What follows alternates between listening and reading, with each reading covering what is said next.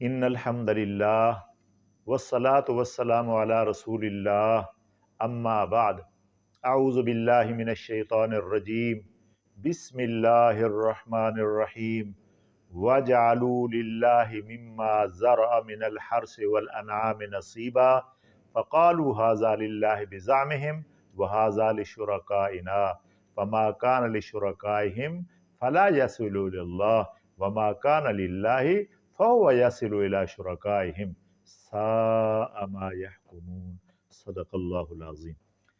محترم سامعین، زبان کی عبادت کے بعد آتی ہے باری مالی عبادت کی، کہ مالی عبادت بھی اللہ تعالیٰ کے لیے، جس طرح زبان کی عبادت اللہ کے لیے ہے اسی طرح مالی عبادت بھی اللہ تعالیٰ کے لیے ہے۔ تو اللہ تعالیٰ نے جو لوگ اپنی مالی عبادتوں میں اللہ کے علاوہ دوسروں کو شریک کرتے ہیں ان کا شکوہ فرمایا، ان کا گلہ فرمایا، ان کے فیصلے کو برا فیصلہ فرمایا۔ تو اللہ تعالیٰ قرآن مجید فرقان حمید میں سورۃ الانعام 8ویں سپارے میں کیا فرماتے ہیں؟ اللہ فرماتا ہے وَجَعَلُوا لِلَّهِ مما زرع من الحرث والانعام نصیبا، لوگوں نے جو چیز اللہ نے پیدا کی ہے کھیتی میں سے، جانوروں میں سے، نصیبا حصے مقرر کر دیے، ایک حصہ اللہ کے لیے اور ایک حصہ اللہ کے شریکوں کے لیے۔ اللہ پاک نے خود فرمایا فَقَالُوا هَذَا لِلَّهِ بِزَعْمِهِمْ، بس کہتے ہیں کہ یہ تو حصہ ہے اللہ تعالیٰ کا، اپنے زعم کے مطابق، اپنے خیال کے مطابق، کوئی مقرر نہیں، جو مقرر کر دیتے ہیں۔ یعنی زکوٰۃ عشر تو اللہ تعالیٰ نے مقرر فرمایا، لیکن وہ اپنے گمان میں مقرر کر لیتے ہیں جتنا حصہ بھی۔ کہتے ہیں فَقَالُوا هَذَا لِلَّهِ بِزَعْمِهِمْ، یہ اللہ کے لیے ہے اپنے گمان کے مطابق، وَهَذَا لِشُرَكَائِنَا، اور دوسرا یہ ہمارے شریکوں کے لیے ہے۔ شریک تو نہیں، اللہ کا تو کوئی شریک نہیں، لیکن اللہ تعالیٰ ان کی بات نقل کر رہے ہیں کہ جن کو وہ میرا شریک سمجھتے ہیں، جن کو وہ میرا شریک ٹھہراتے ہیں، ان کے لیے جو ہے انہوں نے حصے بنائے، کچھ اللہ کے لیے، کچھ میرے شرکاء کے لیے، ان کے گمان کے مطابق۔ آگے فرمایا کہ بات یہ ہے کہ جو حصہ اللہ کے لیے ہے اس کی وہ پرواہ نہیں کرتے تھے، لیکن جو حصہ شرکاء کے لیے بناتے ہیں اس کی بڑی فکر کرتے ہیں۔ جو اللہ کے لیے حصہ بناتے ہیں وہ تو غریبوں مسکینوں میں تقسیم کر دیتے ہیں، اور جو ہمارے شرکاء کے لیے بناتے ہیں اس کو اس کے آستانوں تک پہنچاتے ہیں، وہاں ان کے مجاوروں کے حوالے کر دیتے ہیں، اور ان کے خیال کے مطابق یہ کیا کرتے ہیں؟ فرمایا فَمَا كَانَ لِشُرَكَائِهِمْ فَلَا يَصِلُ إِلَى اللَّهِ، جو اللہ کے لیے حصہ ہے وہ ہمارے شریکوں تک نہیں پہنچنا چاہیے۔ وَمَا كَانَ لِلَّهِ فَهُوَ يَصِلُ إِلَى شُرَكَائِهِمْ، جو اللہ کا حصہ ہے وہ ہمارے شریکوں تک پہنچ سکتا ہے۔ ہمارے شریکوں کا حصہ اللہ تک نہیں پہنچ سکتا، اللہ کا حصہ شریکوں تک پہنچ سکتا ہے۔ کیا معنی؟ گندم کو تولتے وقت، اٹھاتے وقت اگر کچھ گندم شرکاء کے حصے کی اللہ تعالیٰ کے حصے میں گر جاتی تو وہ فوراً اٹھا لیتے اور اس سے بھی زیادہ اٹھا لیتے، اور اگر اللہ کے حصے کی گندم شرکاء کے حصے میں داخل ہو جاتی، گر جاتی، تو وہ نہیں اٹھاتے، کہتے نہیں نہیں کوئی بات نہیں، اللہ کو کیا ضرورت ہے۔ تو معنی یہ کہ اللہ سے بھی زیادہ ان کی اہمیت تھی، اللہ سے بھی زیادہ ان کا ڈر تھا، اللہ سے بھی زیادہ ان کی تعظیم تھی، यही बात अल्लाह पाक फरमा रहे हैं। और तरीका क्या होता, अगर कोई जानवर होता उसके दो बच्चे होते, अगर कहते कि एक अल्लाह के लिए है और एक हमारे माबूदों के लिए, अल्लाह वाले हिस्से वाला जानवर अगर मोटा हो जाता और उनके शरीकों के लिए जो जानवर है वो दुबला पतला होता तो तब्दील कर लेते।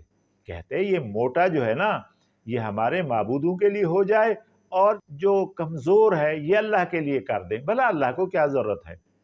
तो ऐसी तकसीम करते, लेकिन कभी ऐसे नहीं करते कि अल्लाह के हिस्से का जो है वो दुबला पतला हो और उनके शुरका वाले हिस्से का मोटा हो, तो फिर तब्दील नहीं करते, फिर डरते हैं, तो ऐसा नहीं करते।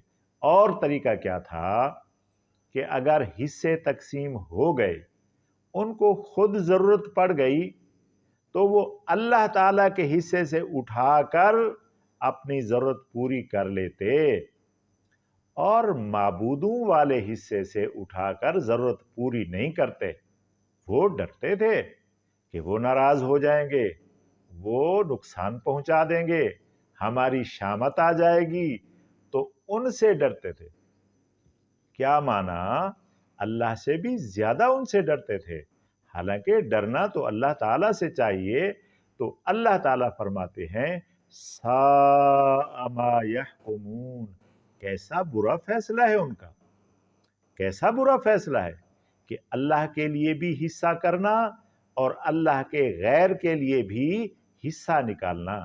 हालांकि अल्लाह ताला ने इब्तिदा में फरमाया कि जो कुछ मैंने पैदा किया, ज़रात अल्लाह ने पैदा की, अनाज अल्लाह ने पैदा किया, लेकिन नाम दे रहा है गैरुल्लाह के।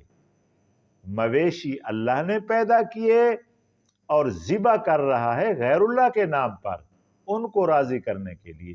हालांकि जो चीज़ अल्लाह ने पैदा की है नेमतें, वो उसी का हक है, उसी के नाम पर दी जाएं, उसकी रज़ा के लिए दी जाएं, उसी की खुशनुदी के लिए दी जाएं।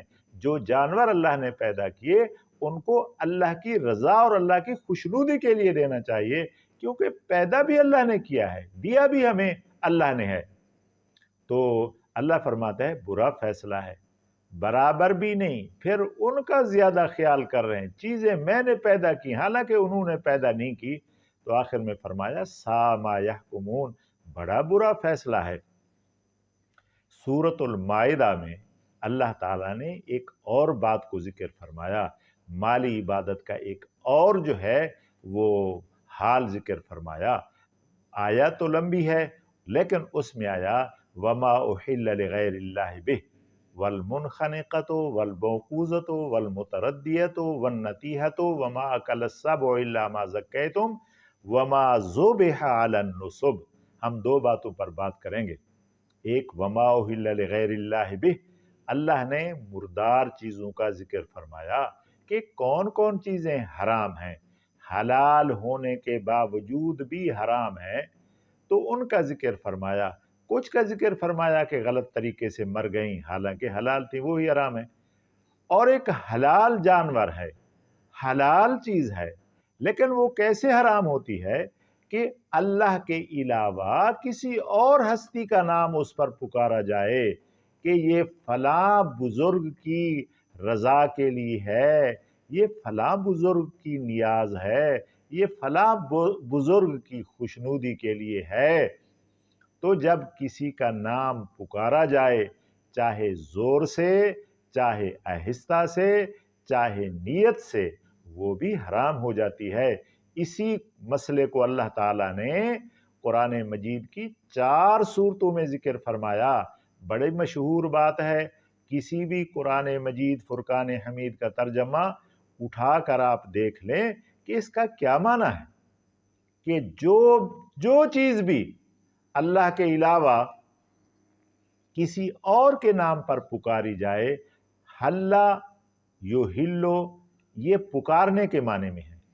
चांद को भी हलाल हलाल इसलिए कहते हैं कि उसको उस पर शोर किया जाता है। पहली रात के चांद को हलाल कहते हैं। तो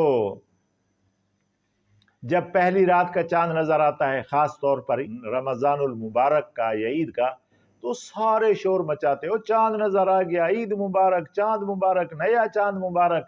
तो जो शोर करते हैं, जोर से पुकारते हैं, यही माना है कि एक हलाल चीज को अगर गैरुल्लाह के नाम पर पुकारेंगे, उसका नाम लगाएंगे, उसकी खुशनुदी के लिए करेंगे, उसकी रजा के लिए करेंगे, तो वो भी जितना मुर्दार की लिस्ट आई है, हराम चीजों की लिस्ट आई है, ये भी उसी लिस्ट में शामिल है। और दूसरा फरमाया वमा ज़ुबिह अलन नुसब, जो किसी इबादत के निशान पर चीज ज़बह की जाए, जानवर हलाल है, हलाल तरीके से ज़िबा किया गया, बिस्मिल्लाह अल्लाहु अकबर पढ़कर ज़िबा किया गया, ज़िबा करने वाला मुसलमान है, लेकिन जगह जो है वो ठीक नहीं है, वहाँ गैरुल्लाह की इबादत होती है, कोई भी है। नुसब का माना आम है, कोई निशान जहाँ अल्लाह के अलावा इबादत होती हो, गैरुल्लाह की इबादत होती हो। जैसे लोग कब्रों पर, दरख्तों पर कोई दरख्त खास किए हुए हैं, कुछ चीज़ें खास की हुई हैं, इबादत की जगह बनाई हुई हैं, यानी जहाँ जहाँ गैरुल्लाह की इबादत होती है, पुकार होती है, नजर नियाज होते हैं, चढ़ावे होते हैं, वहाँ जाकर हलाल जानवर को जायज़ तरीके से मुसलमान ने भी ज़िबा किया तो वो भी हराम हो जाएगा। इसी आयात में यही चीज़ है।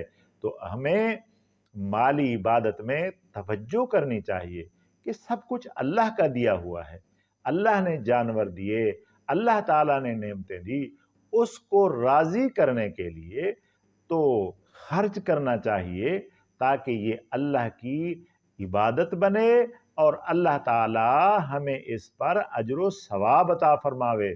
ऐसा ना हो कि इबादत तो बने लेकिन गैरुल्लाह की बने और सवाब तो सवाब बल्कि उल्टा पकड़ का सबब हो जाए। अल्लाह ताला मुझे और आपको इन कुरानी इरशादात पर अमल करने की तौफीक अता फरमावे।